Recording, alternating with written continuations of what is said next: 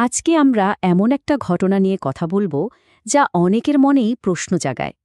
মহানবী সাল্লাল্লাহু আলাইহি ওয়াসাল্লাম কেন তার সবচেয়ে প্রিয় চাচা আবু তালিবের জন্য দোয়া করতে পারলেন না, যিনি কিনা সারা জীবন তাকে আগলে রেখেছিলেন? চলুন এই গুরুত্বপূর্ণ ঘটনার পেছনের কারণগুলো একটু গভীরভাবে জানার চেষ্টা করি। ব্যাপারটা একটু ভাবার মতো, তাই না? যে মানুষটা নিজের জীবনের ঝুঁকি নিয়ে নবী সাল্লাল্লাহু আলাইহি ওয়াসাল্লামকে রক্ষা করেছেন, তার জন্যই কেন ক্ষমা চাওয়া গেল না? এই আলোচনায় আমরা এর ভেতরের কারণগুলোই খুঁজে বের করব। গল্পের গভীরে যাওয়ার আগে চলুন প্রথমে নবী সাল্লাল্লাহু আলাইহি ওয়াসাল্লাম আর তার চাচা আবু তালিবের সম্পর্কটা একটু বুঝে নিই।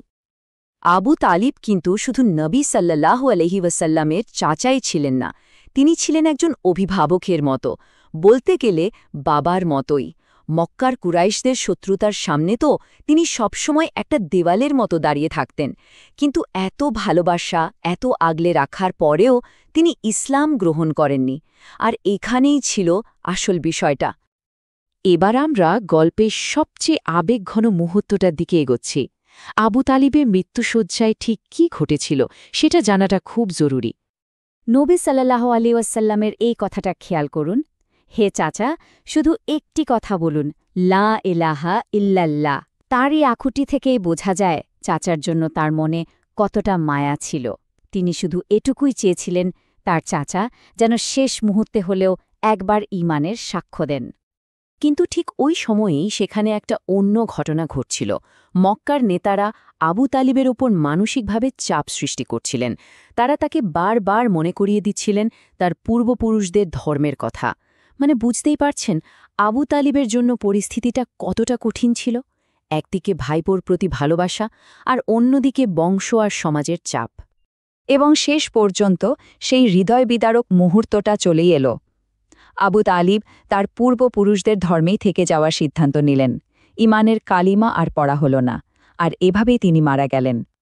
আবু তালিবের মৃত্যুর পর নবী সাল্লাল্লাহু আলাইহি ওয়াসাল্লাম স্বাভাবিকভাবেই খুব কষ্ট পেয়েছিলেন।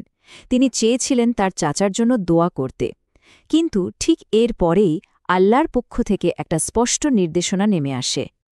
আর এই আয়াতটা নাজিল হওয়ার পর সবকিছু পরিষ্কার হয়ে যায়। সূরা তওবার ১১৩ নম্বর আয়াতে আল্লাহ বললেন, নবী এবং বিশ্বাসীদের জন্য এটা উচিত নয় যে তারা মুশরিকদের জন্য ক্ষমা প্রার্থনা করবে, যদিও তারা আত্মীয় হয়। আল্লাহর এই নির্দেশ ছিল চূড়ান্ত। এখানে মুশরিক শব্দটা খুব গুরুত্বপূর্ণ। মুশরিক মানে হল যে আল্লাহর সাথে অন্য কাউকে শরিক বা অংশীদার মনে করে। যেহেতু আবু তালেব ঈমান না এনে অর্থাৎ শিরকের ওপরই মৃত্যুবরণ করেন, তাই তিনি এই শ্রেণীর অন্তর্ভুক্ত হলেন। এর ফলে কি হল? নবী সাল্লাল্লাহু আলাইহি ওয়াসাল্লামের মনে তার চাচার জন্য পাহাড় সমান ভালোবাসা থাকা সত্ত্বেও আল্লাহর এই স্পষ্ট বিধান মেনে চলা ছাড়া তার আর কোনো উপায় ছিল না।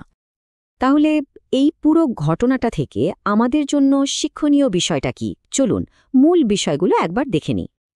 দেখুন, এই ঘটনা থেকে আমরা কয়েকটা খুব জরুরি জিনিস শিখতে পারি। প্রথম এবং সবচেয়ে বড় শিক্ষাটা হলো পরকালে মুক্তির জন্য ঈমানটাই হচ্ছে আসল ভিত্তি। দ্বিতীয়ত, আত্মীয়তার সম্পর্ক, ভালোবাসা বা দুনিয়ার কোনো সাহায্যই কিন্তু ঈমানের বিকল্প হতে পারে না। তৃতীয়ত, আল্লাহর আইন বা বিধানই চূড়ান্ত এবং সেটা আমাদের সবাইকে মেনে চলতে হবে। আর সবশেষে এই ঘটনাটা বিশ্বাসী আর অবিশ্বাসীদের মধ্যে একটা স্পষ্ট পার্থক্য টেনে দেয়। আসলে এই গল্পটা শুধু একটা ঐতিহাসিক ঘটনাই না, এর মধ্যে আমাদের সবার জন্য একটা গভীর শিক্ষা রয়েছে। এটা আমাদের মনে করিয়ে দেয় যে ঈমান একটা ব্যক্তিগত ব্যাপার, আর আল্লাহর সিদ্ধান্তের ওপর কারও কোনো হাত নেই, এমনকি নবীদেরও না। আমাদের প্রিয়জনের জন্য আমাদের মনে যতই ভালোবাসা থাকুক না কেন, আল্লাহর বিচার আর তার সিদ্ধান্তই চূড়ান্ত।